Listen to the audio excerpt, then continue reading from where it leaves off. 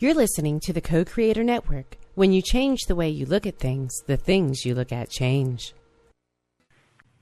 Hey, everybody. This is Maxine Taylor with another edition of Move Into the Magic. And I am so excited tonight to have one of my dear friends. I've never met her, but I consider her one of my dear friends as my guest, Mary Rodwell. Some of you, those of you who follow this show regularly, have heard Mary before, and you love her.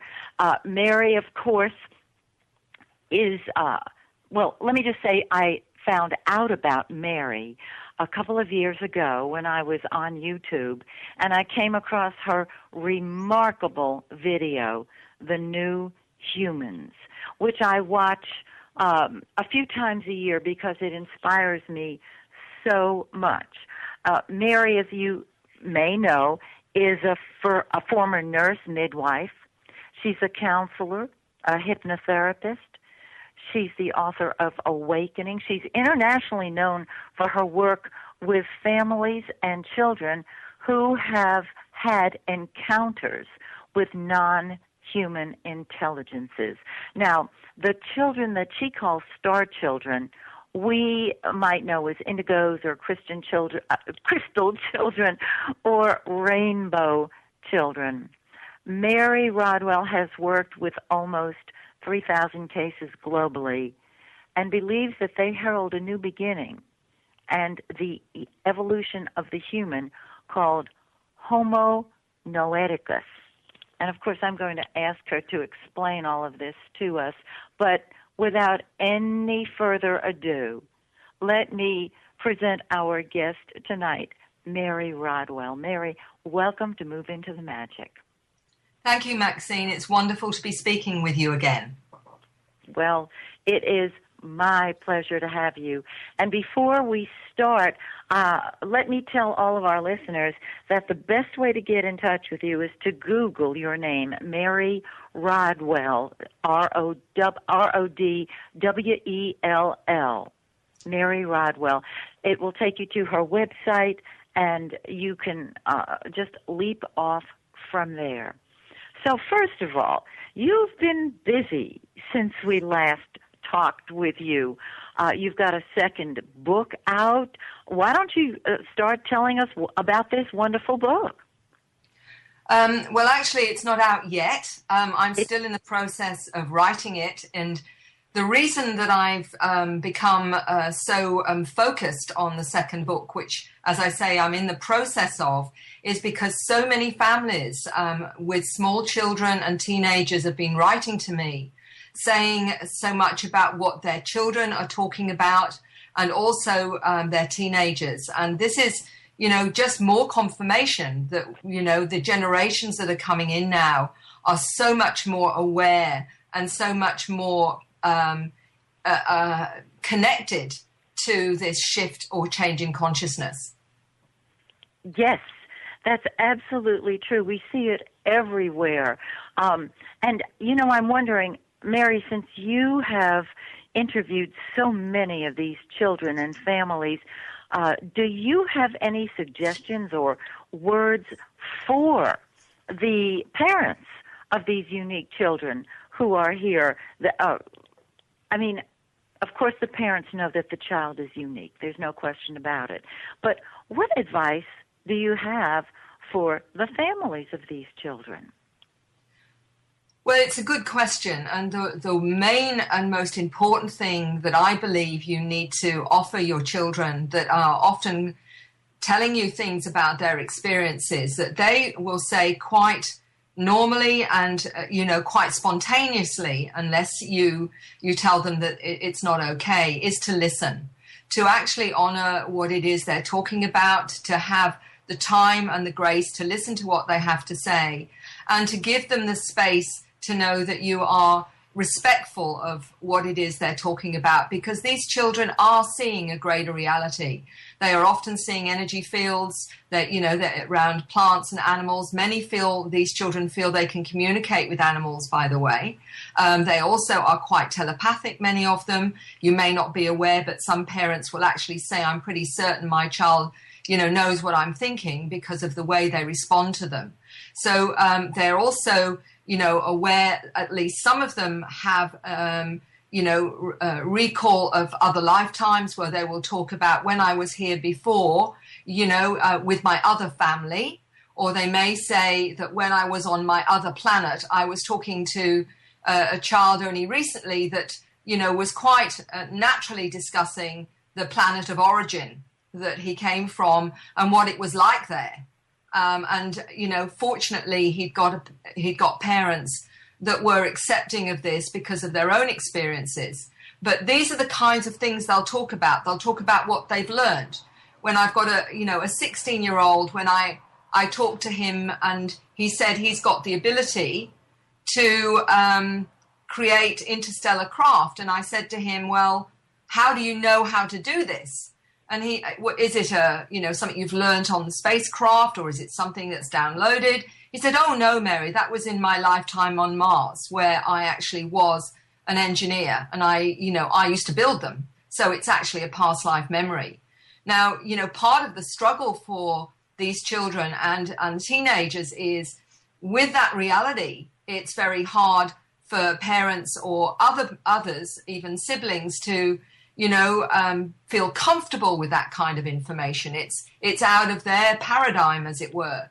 And yet, as one poor young, and I felt my heart went out to this young man when I spoke to him, because he said to me, Mary, with this reality, I tried to explain it to my family. I tried to tell them, what it was like, and they just struggled with the fact that, it was so out of their understanding that in the end, I made a decision that, well, if they can't come into my world, I'll go into theirs. And he tried to be as limited as he felt their reality was. And the sad thing was, and the most profound thing around this, was that he told me, and he was only 10 or 11 when he made this decision, he said, once I got into their third dimensional limited reality, he said, I actually found it so depressing that I wanted to commit suicide.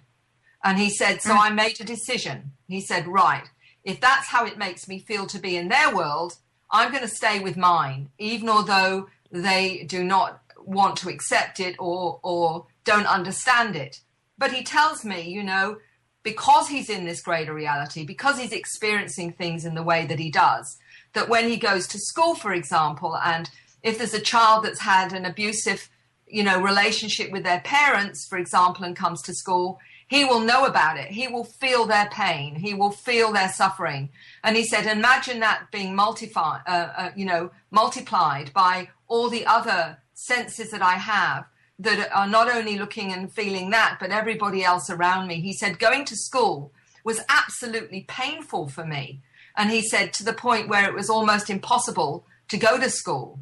Now, this is the sensitivity and the understanding that these young people have. And again, with the children, many of them are aware that they're going to school and they are being programmed. As one 9-year-old told me, Mary, when children go to the conventional school, and remember, she's 9 years old, she comes from Northern Europe, and she said, Mary, they are programmed out of their light. They are, and she said, and all the teachers do is press the keys. These children at that age are aware of what the conventional educational system is actually doing. This is the awareness of these children. And the main thing that they're asking for is to be listened to be heard, and to at least, even if the parent doesn't fully understand what their reality is like, to actually honor the fact that that is how they experience the world. Oh, my God. Well, I have so many questions now. As a child who always felt that I didn't belong here, I wanted so badly to fit in, and I can only empathize with what these children are going through. How do you counsel them, Mary? Do you put them together with one another? How do you help them individually and as a group? And that's a good question too, Maxine. One of the things that is most important for these young children and teenagers is to connect with others that understand. And part of what I'm trying to do via ACERN and via this new organization that I belong to is create a buddy network, not only for the adult starseeds, as I call them, but the younger set, the teenagers and young adults and the children, so that they realize they're not alone, that it isn't just them having this experience. Because the most important thing with everyone that has encounters, whether it's an adult or a child, is that they question their sanity. As I got with a little 8-year-old that was telling me his connection to the manta beings and how he felt about that. And afterwards he said to me, when I had listened to his accounts, "So you mean I'm not crazy?"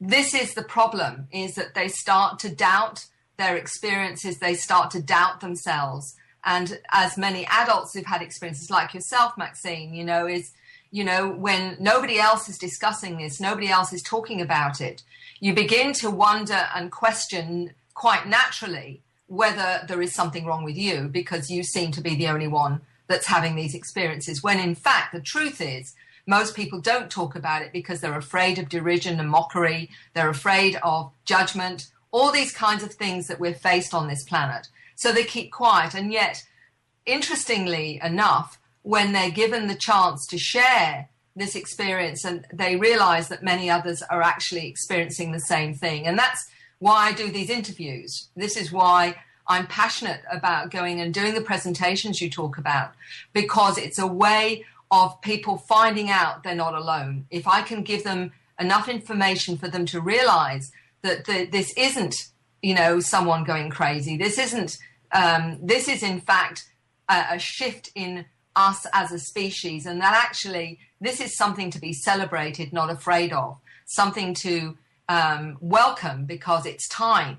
It is absolutely time now that we as a species own our multidimensional nature, because by shutting it down like that little young man of 16, or he was only 11 at the time when he tried it, he got so depressed he didn't want to be here. And why do you think so many of our young children are bailing? Why so many suicides with young people are happening? And this is because they are tapping in and trying to be so-called normal, so-called part of the third dimensional world. And it is so depressing and so limiting that they just don't want to be here. And we have to take responsibility for that and realize this is part of the reason why they don't want to be here.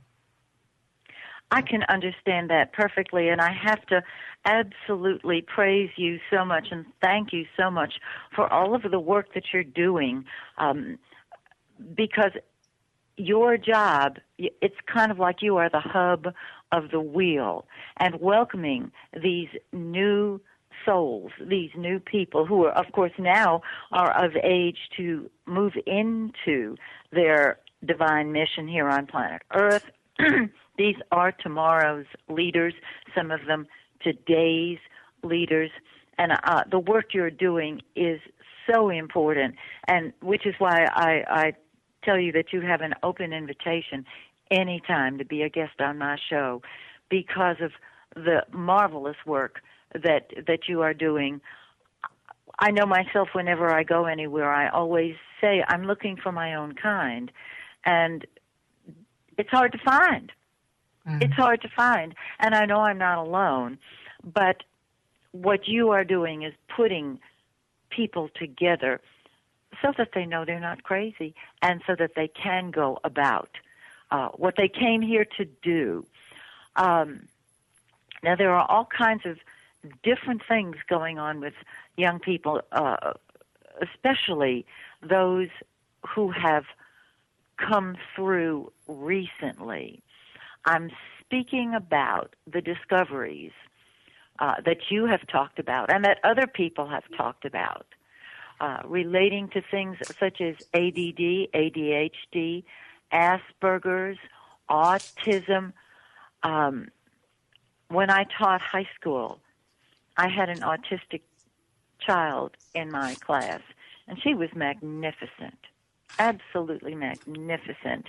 And at the time, I thought, wow, I know how she feels. She's out of place. She's looking for her own. Mary, can you share your ideas on these people? Yes. One of the things that drew me to the whole, and it's when you're seeking answers that often, the universe, if you like, or the greater consciousness, I think, aids you in your search. And one of the things that intrigued me some years ago was the fact that many of those that had encounters, or adults that had encounters, often had one or two children that would be what we call ADD or ADHD, maybe some form of autism, dyslexia, or even Asperger's.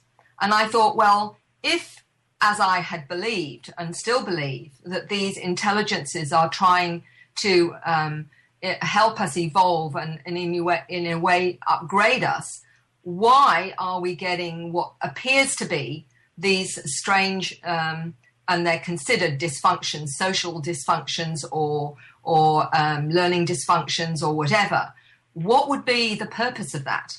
Because it seemed very intriguing to me until I started to talk to those that had ADHD, for those who had Asperger's, etc., and what have you, and the parents of children with this. And what I discovered was, as one gentleman who's in his 50s who had ADHD said to me, Mary, I didn't even know what ADHD was when I was a child. Nobody knew about it then. He said, but I always saw reality differently. And he actually wrote a book called Close Encounters of the ADHD Kind. And there was one of the clues, that they saw reality differently. And if you are seeing reality differently, you're going to struggle to fit in to the present mindset that expects certain things from you, certain social understandings, certain ways of communicating, certain ways of being educated. And ADHDs really struggle to be educated because they operate at a faster pace. And the same thing goes for Asperger's, who, when they spoke to me, have told me, Mary, we don't have any problems socializing with one another. We just have problems socializing in the way that the average human wants to socialize because there are too many masks, so many falsities. We can't be bothered with that. We actually speak honestly how we think, and it's an honest communication.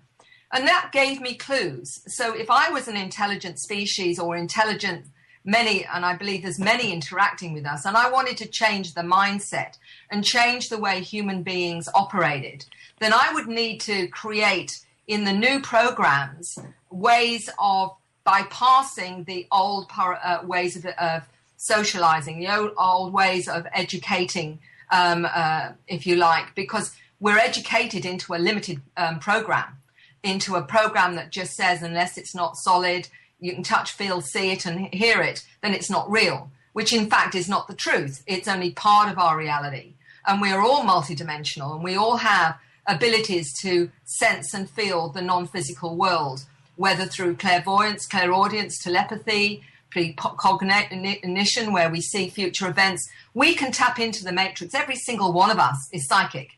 It's just that it's shut down often as children. We're told it's not real, it's imaginary, you can't trust it. And yet that is where we get most of our, in fact, the most important part of our information about our multidimensional world. And what is interesting with these programs is that they are all, if you like, on a different program. And this different program actually allows them to experience their multidimensional world in a lot more of more easily, because they're not programmed so easily out of it as the average human is, that goes to school and slowly through education is told less and less about what are multidimensional, or told to value less and less anything that isn't analyzed or we consider rational or isn't conscious, for example. And so the clue was that these could well then be new programs that are deliberate, because they mean that these new children are able to access their multidimensional world far more easily, are not so easily programmed out of it. And what we've already come to discover, that certain types of autism, these children are telepathic, and there's even research, scientific research being done now to prove that this very fact, that they are telepathic. So, when you're around an autistic child, be careful what you're thinking, because they will know. They will know and they will sense. So, one of the scientists that I spoke to in Northern Europe, she has to be very careful about being anonymous, because in that particular country, if she came out publicly to speak about her encounters, her understanding about what she calls the letter people. And she says such programs as ADD, Asperger's, she calls letter people. And she does not believe these are broken genes, but offering a new multidimensional skill that prevent limited reprogramming of a third dimensional reality. And she said it's not as simple as foreign DNA. It's a combination of genetically improved bodies in combination with souls from different places in our universe, incarnating in these improved bodies. The souls have different frequencies and vibrations depending on their evolutionary status, and that plays a role in activation of the DNA in that particular body. And I believe we also have to take into account, she says, the collective soul of Homo sapiens. Letter people, she said, often will show impairment in terms of the communication between the brain halves. And she said, they say we are dysfunctional. However, she said it may be a way to free more space in the brain for solving difficult tasks. Now, she has a PhD in molecular toxology. She also has a bachelor in biochemistry and molecular biology diploma, biomedical technician. She's had near-death experiences, instant healing with many UFO encounters, and is an intuitive psychic. And she calls herself a letter person. And her family, she said, are all letter people. Now, you know, this is really wonderful when we get those with the background that can explain to us in more these broad terms what I am discovering in my own research. Wow. Mary, I cannot wait to read your new book. I'm going to eat it up. I mean, I know I will, because it really speaks to where we are all headed. These people, these wonderful children, have come in as children to share with us their gifts, our gifts. Now, I have so many questions to ask you. I'm just going to be jumping around here. Forgive me if I sound like the typical Gemini that I am, but I've got all kinds of questions. The first one, we have talked about this before, and many people have experienced this. These wonderful new children coming in speak about going to a school in space. Please tell us about this school and what they learn when they're there. This is going to, for some people, find really hard to believe that when their children go up on the spacecraft, even at the ages of 3 or 4, will be taught complex subjects. And I mean very highly complex subjects, even though they are, if you like, tuned down again when they come back to planet Earth. Their higher awareness is brought into play. And these are some of the subjects that they learn on the craft, even as young as that age. For example, quantum physics, the holographic nature of the universe, the non-linear nature of time and space, awareness and connections to all sentient life, levitation, skills off-world, understanding of spatial geometry of thought, how to operate in a multidimensional reality, how to communicate, interpret, and interact with interdimensional and non-human intelligences, out-of-body training, telekinesis, that's moving objects with your mind, remote influencing, where you can influence someone else's thoughts and feelings and bodily, if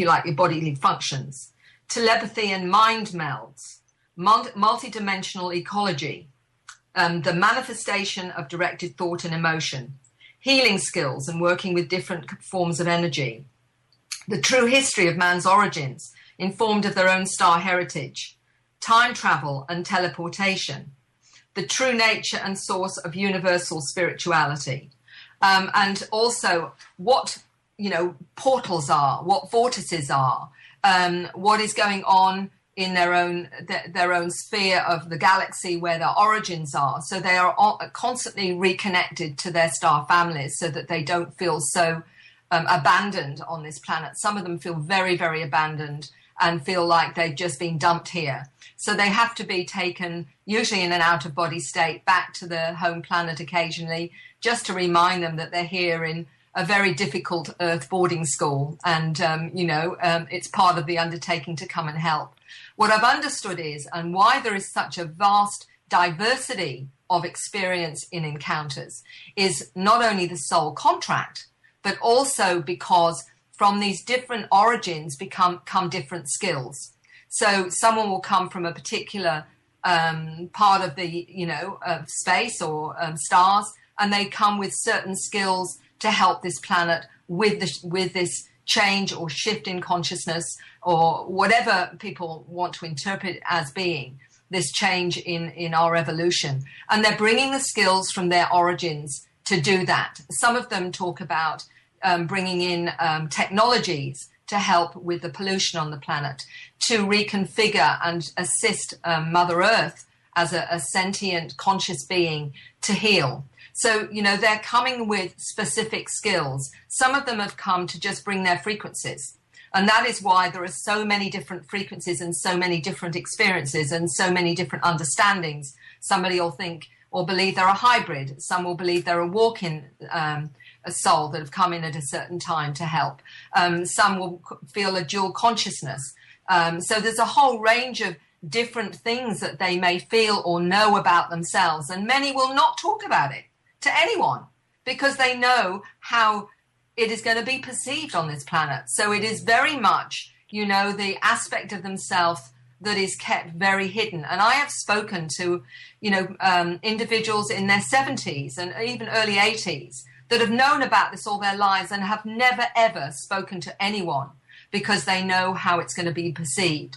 So that this huge extraterrestrial elephant in the middle of the room, most people are seeing it.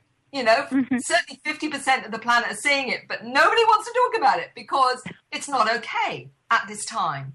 But what is definitely happening now is more and more people are not only acknowledging it, but waking up to this as being their mandate. And they may have been in very, many different professions, from lawyers to doctors to scientists, who either have had this all their life and never spoken about it, or had an experience which has shifted their awareness to a place where they can no longer go back to their old lives. And this is, brings me into what FREE is about, and that's the Foundation for Research into Extraterrestrial Encounters that was launched in September.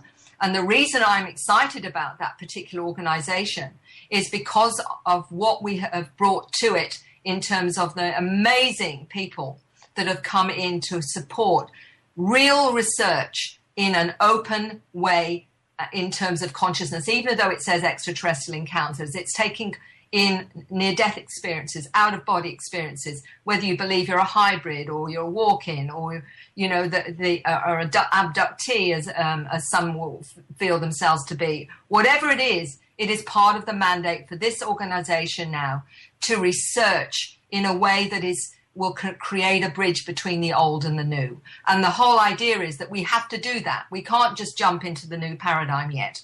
We're still with one foot in both camps.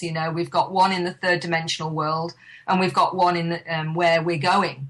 And, we've got to be able to bridge the two to help all of those that are in that process of moving to that place. And the ones that struggle the most are the ones that have gone into higher education, where they are literally programmed through that higher education into only looking at certain models of acceptance to what is real. And they have to deprogram themselves, which is not easy, as I've met many, many scientists that have had experiences that have told me the struggle they have because of their scientific training to accept the fact that in their room when they wake up at night, there's a praying mantis standing there, that is completely out of their reality, and they're seeing craft. And they are having downloads of complex information, for example. It's very, very hard for them to own and accept that when their programming says, you've got to be crazy. This can't be real. The job that is part of my mandate is to assist them to move or to embrace both aspects of themselves, to also know that their conscious mind is important, and it's important to be skeptical. It's important not to get to a point where you haven't got that balance. I think the whole idea is you've got to be even more grounded not less grounded when you have these experiences, because you need to have that groundedness to be integrated with the multidimensional nature of who you are. So it is all in balance and it is in harmony rather than going into one camp or another. And you know, it's always about the middle road, I believe, anyway. Well, and I welcome your belief, because you're right there in the heart of it. This organization, Free, I can understand why it was created, because there's a crying need for it. Tell me how it differs from other organizations in the ufological, I want to say UFO field. There are many out there. There are many people who have been, who are experiencers. They've been contacted. How does Free differ from these other organizations? And tell us about who are the founding members, who are on your board of directors. Well, the initial founding members are myself, Ray Hernandez, who's an attorney in Miami, and Christina Knowles, who was part of ICAR for many years and the John Nack Institute. And we, through a series of synchronicities, which you'll understand, Maxine, started to talk about what needed to happen in ufology to create a bridge, if you like, which has always been necessary for this to be accepted by mainstream. Because whether we like it or not, many of the UFO organizations, even though they've done their best to, you know, like MUFON is very much a nuts and bolts scientific organization that is looking at the scientific credentials of the evidence of craft, etc.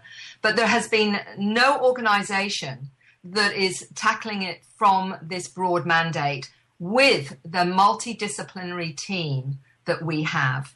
And I'm talking about university professors of 40 years, university professors of psychology, for example, in academia that have been looking and working in consciousness. We've got astrophysicists like Dr. Rudy Shield at the Harvard-Smithsonian Institute, Dr. Edgar Mitchell, who has his own consciousness institute.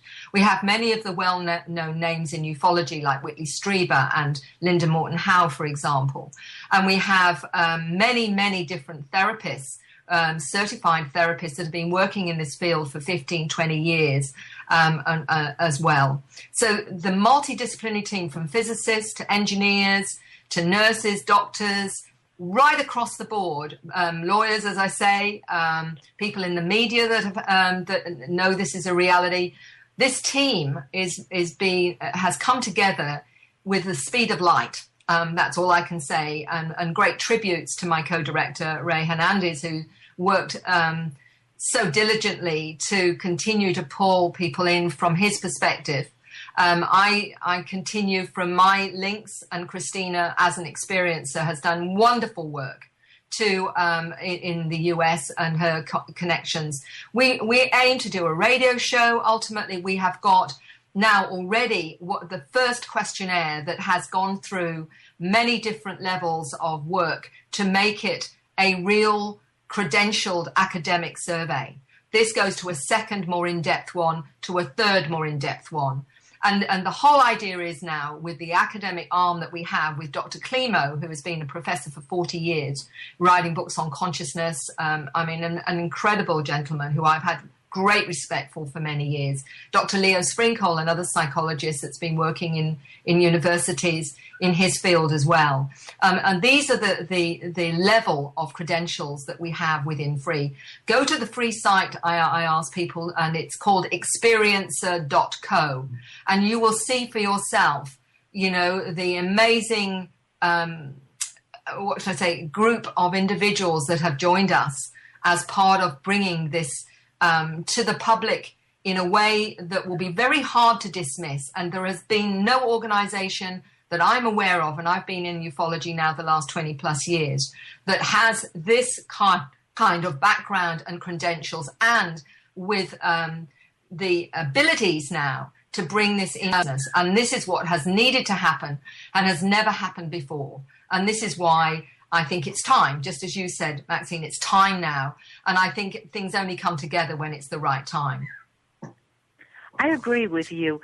Can you verbalize your ultimate plan for free? I mean, I'm sure you hope to achieve many, many things as you view the future. Can you tell us just a few, maybe 3 of them, that you see free bringing about?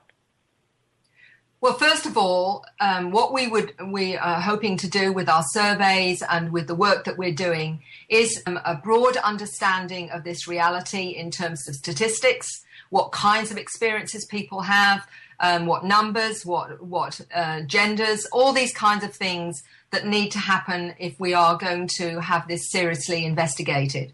So, from the academic arm, if you like. Secondly, we aim to have what we would call documentaries on this reality with credible individuals with the backup of science. We have scientists now that can look at what kind of information is downloaded by many, many individuals to do with quantum physics, astrophysics, the whole range of the quantum reality. We have individuals now that can look at that kind of information and can decide whether or not that is something that has legs, if you like. So that's another part of this, is that we hope if these new technologies people are downloading, for example, are in fact everything we hope they are, then those are things that we will be disseminating. They will go global. There will be no limits on this. There will be no caveats on this. Once we know that this is credible information, and we know that this is happening all over the world. There are not only children, but adults have downloaded huge amounts of information about, who we are, everything to do with who we're interacting with, the information to do with new technologies, free energy, all those kinds of things are being downloaded in a multitude of different ways. So all of this will be looked at and explored, but the documentaries, we hope, will bring a new credential to the whole way documentaries are done, because up to now it's been sensationalized, it's been very marginalized into the scary, fear-based abduction type of scenario. We want the public to be informed, and informed in a credible way.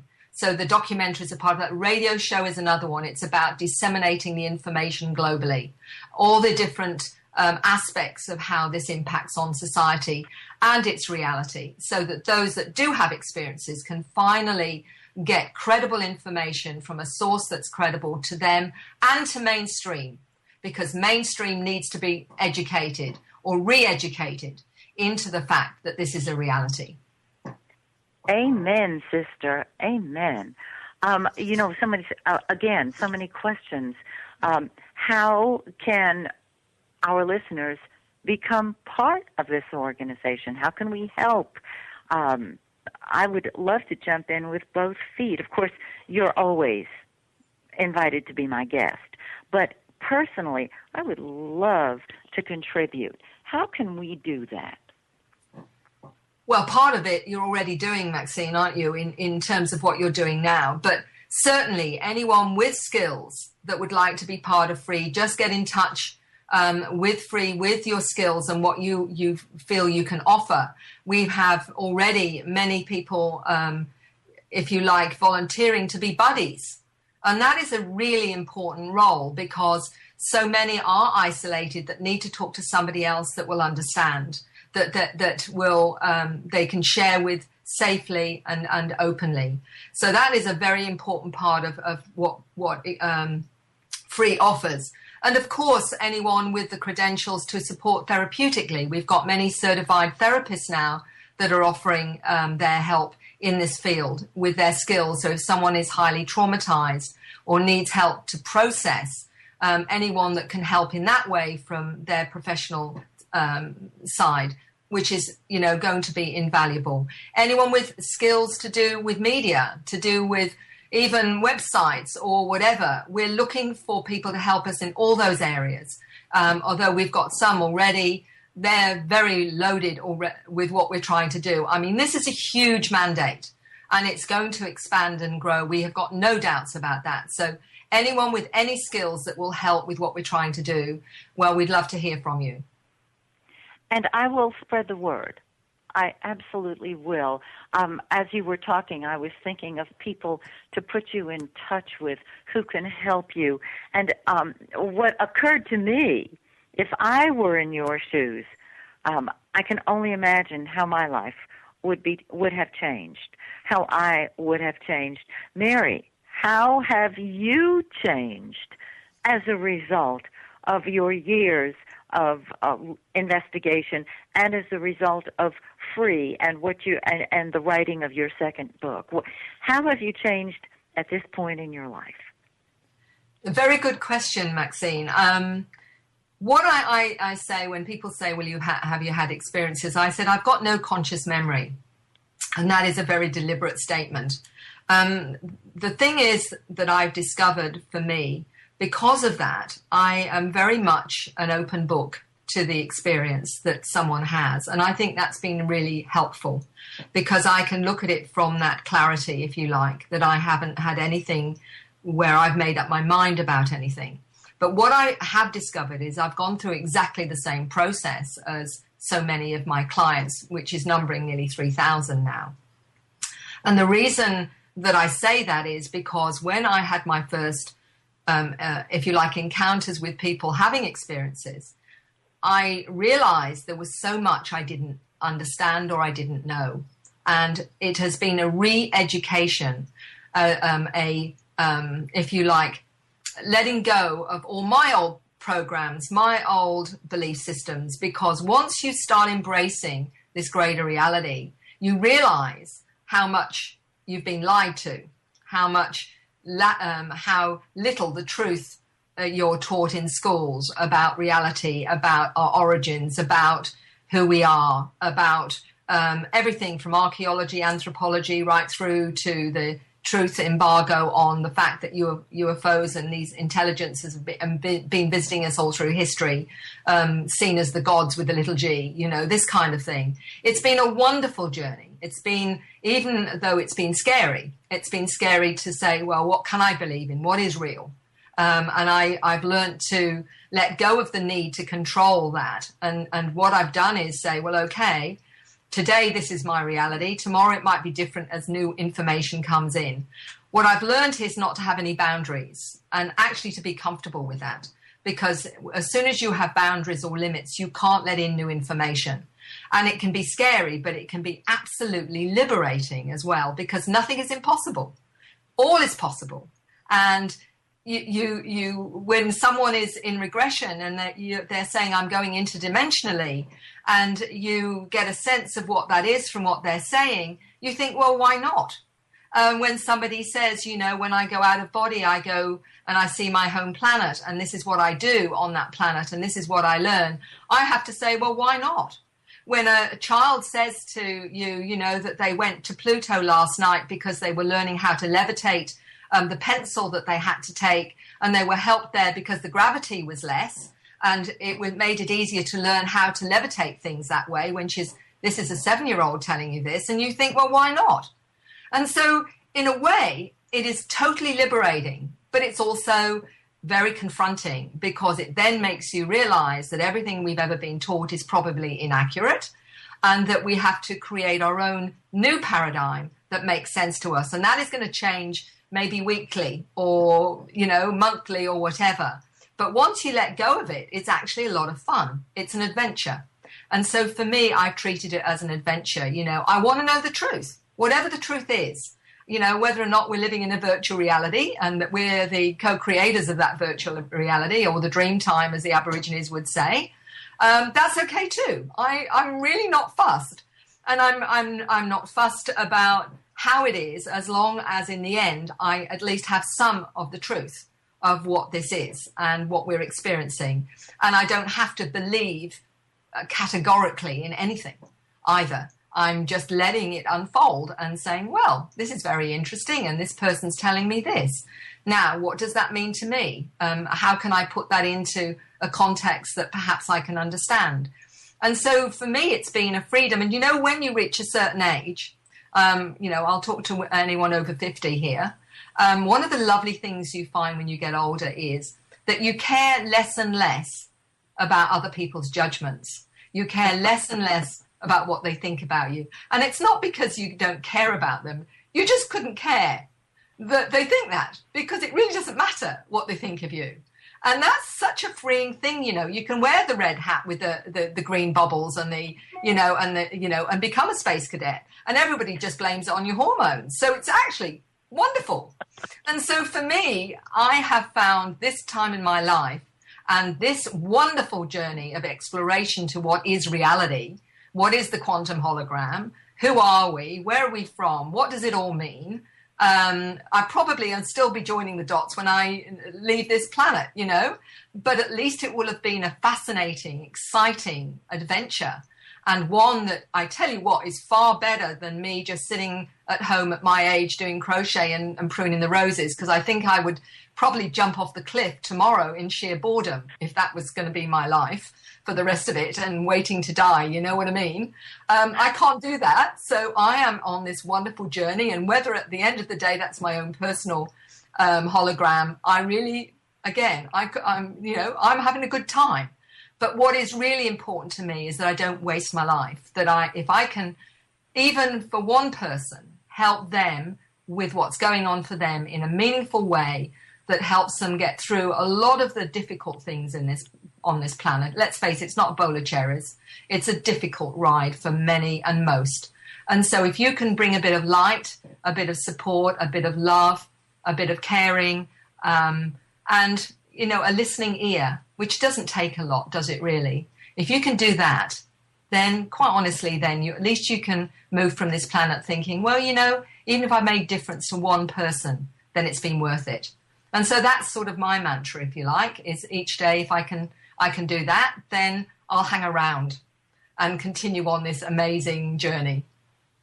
Oh, how beautifully said.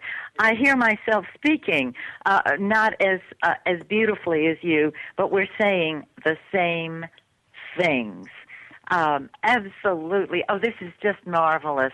And you are contributing so much. And my sense is that you have entered a whole new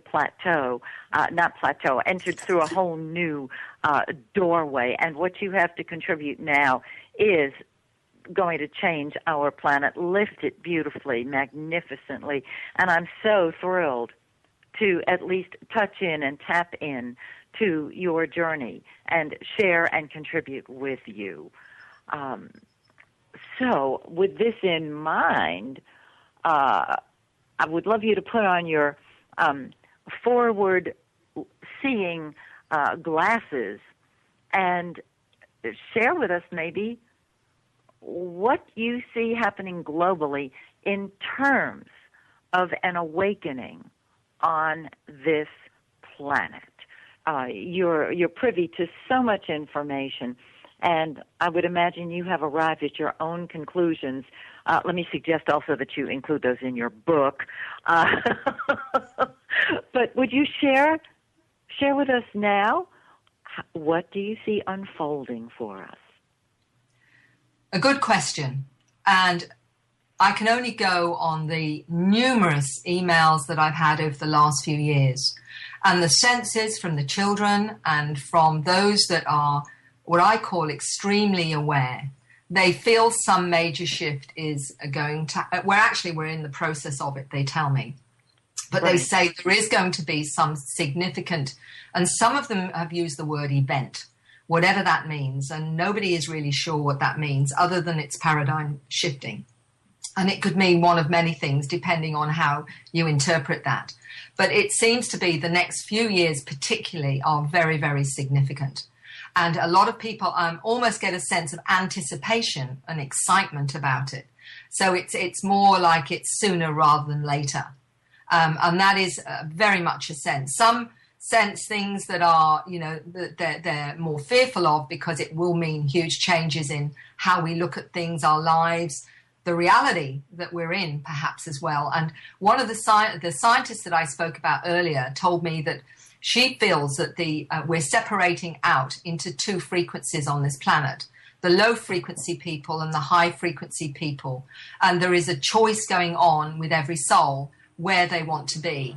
And ultimately, the high frequency people will be in a completely different place, or even perhaps a dimension, to the low frequency people. And that seems to be how she perceives it to be, is how it will work. And I talked to this 16-year-old young man a few weeks ago, and because some of the children have been talking about the new Earth. And this is 4-year-olds mentioning and drawing the new Earth in Turkey. And a mother said, "What is this?" And she said, "Mum, that's the new Earth." Remember, this is a 4-year-old. And the mother said, "So where is it? Can you tell me more about it?" And she said, "No, it's a secret." The 16-year-old said to me, "The new Earth is already here, Mary, but we can't see it yet." So make your own mind up what that means. But this is the kind of information that's coming in. I personally believe that all these amazing children, the Homo noeticus that are being born and have been born, I believe, since 2000 particularly, coming without programs, are all here to help with this new event. And they're not coming in for sure without a waste of time. So I think it's going to be quite a roller coaster. But if you like roller coasters, then I think you're just going to have to hang in there, because it's going to be an amazing time, and it's going to be a challenging time. But I think we've all agreed to be here. So I don't want any whinges. I want people to say, right, this is the ride. Let's hang on to our hats, because our soul actually agreed to be here. And if it agreed to be here, it has the tools it needs to embrace whatever it is that's in our future. Oh, I agree 100%. And I know it's very exciting for you to be at the hub of the wheel, which is what I've named you, the hub of the wheel, because you are in touch with so many of these children. And you mentioned something, I would love you to explain it before we say goodbye. You talked about Homo noeticus. Please tell us what that means and why that name. The name was one that really means, higher consciousness in humans. And it's a term that when she was 19, I spoke to a young girl in Melbourne, Lee, who talked about the new children coming in 2000. And she said that was the name. And the name really means they were born without programs. They're born with all these multidimensional skills, but they won't come into their full awareness until they become teenagers, which is about the time that we're talking about now. When a 9-year-old told me that this big shift or this change was 2012 to 2017 in those years, this is exactly what Lee is telling me as well. And these Homo noeticus are really the new human. But I think we've been gradually leading up to that. So all of us are part of that. All of us have the ability to be there too. It's just that more of our genes have not been activated in the same way that these new upgraded Homo noeticus have. But we're all going through a process through the frequencies hitting this planet right now, through our own desire to change and to grow and to reach that place, through meditation, through being exposed to the symbols, the crop circles, all these other ways, healing. All of these are codes and frequencies that are assisting this planet right now to change. And we can't help but change, but it is up to the soul how much we want to. Beautiful. I can't help but think back to the last time I watched your video on YouTube, The New Humans, and one of the beautiful young ladies on that video spoke in a galactic language. I don't know what you would call it, but in watching her and listening to her, it awakened that very same gift in me. And of course, I encourage everybody to watch that video. It's so life-transforming. But I was wondering, just from a personal standpoint, how is she doing now? I would imagine that she's really fully blossomed into her mission here. And do you see this with the other children? In terms of Rochelle, she's actually dropped off the planet in a way, in the sense that I know that she moved to another country and I haven't heard from her since. I think she'd done her particular mission with that, for sure. But many of those contacting me now are speaking these languages, light languages. Some of them are called. I've got 16-year-old boys speaking Arcturian, another one speaking a Martian language. I have young children speaking these languages at 4, 5, and 6, and even translating some of those languages. I've got a 7-year-old that translated the script in my book, Awakening. She told me in the language, she told me in English what it meant, and she told me the source of the language as well at a 7-year-old in Queensland. What's fascinating, Maxine, is that you resonated to the language. And what I found is that even when I've played that in some of my presentations, I remember one nurse immediately getting out a pad and paper and actually writing a script, which she'd never done before after hearing the language. So it acts as triggers. And all these languages coming into the planet from all over the galaxies and multiverse, I think, are resonating with those that have origins in those places as a part of this wake-up call. And it is absolutely amazing how profound some of these languages can affect people who, feel and sense them. And I've even had the same experience myself, where on one particular language a lady spoke to me. I have never felt such a deep emotional reaction to that particular language. And it actually blew me away, because I've been exposed to so many that I didn't expect it.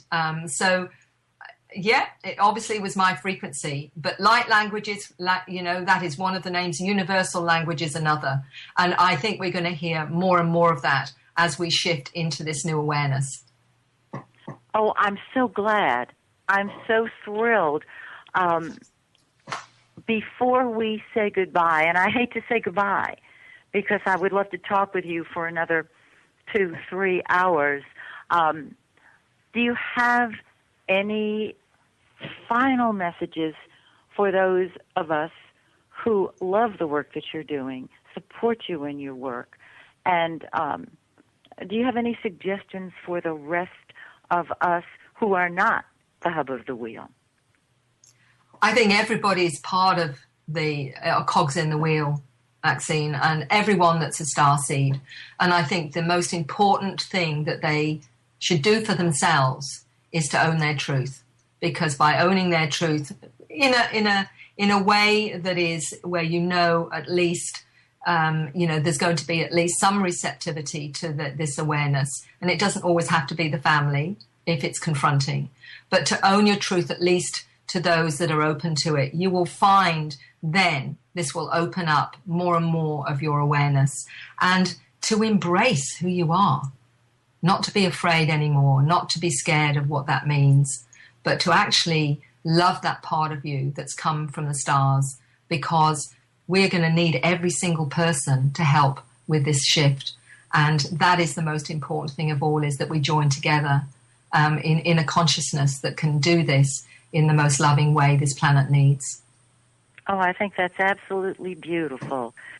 Again, Mary Rodwell, thank you so much for being my guest on Move Into the Magic. Please let me know when your book is ready, because I want to talk about it on the air.